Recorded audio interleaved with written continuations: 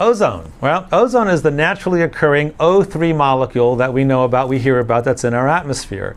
The oxygen that we breathe, that our physiology naturally, responds to, and our hemoglobin and our red blood cells picks up, is O2.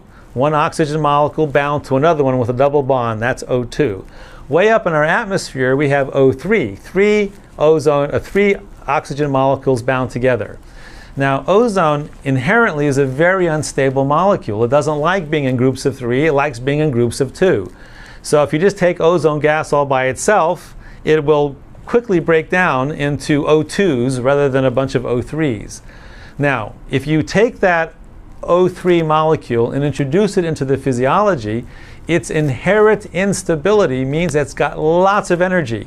And that energy, through a biochemical reaction, can be absorbed into the physiology and miraculous things happen. Now, let me explain where this happens.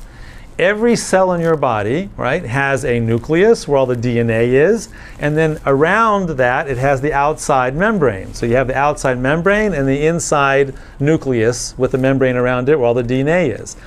Inside that area, okay, between the two membranes, you also have little organelles, primarily mitochondria. You may have heard about mitochondria. They are the energy producer of the cell. They are the little engine of the cell. Inside the mitochondria is where the O2 molecules are processed. Okay, so the O2 molecules that you're breathing in that are brought to the cells of the body through hemoglobin in your blood, they are processed inside the cell in mitochondria, where essentially the electrons off of those oxygen molecules are plucked off, and that energy is used to produce ATP.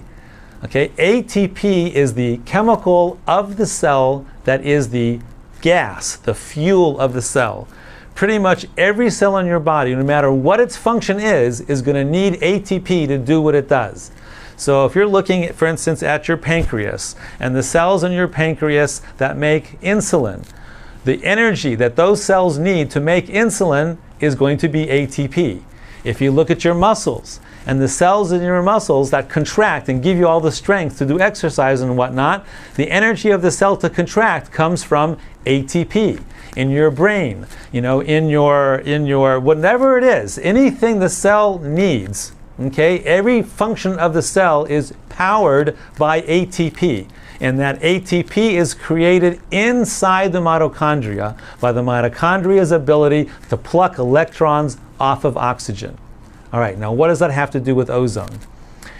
Anytime you have a tissue or a cell or an organ that's unhappy, that slowly but surely is becoming diseased, what you find out is that the mitochondria in those cells are becoming less and less capable of plucking those plucking those electrons off of the oxygen. The cells are becoming less able to functionally process the oxygen, and therefore they become unable to produce ATP. When you introduce ozone into the cells, I don't want to get into all the details of how it does it, but the bottom line is it ramps up the mitochondria's ability to process oxygen once again. It's quite miraculous, actually. We know a lot about how it works, and it's fabulous. So not only can you energize cells to do what they're supposed to do, with ozone, there are certain disease states you can actually reverse with ozone. So we use it as often as we can. And anyone really is a candidate for it, just to stay healthy and to boost your immune system, and many other functions that you can do with regular ozone IVs.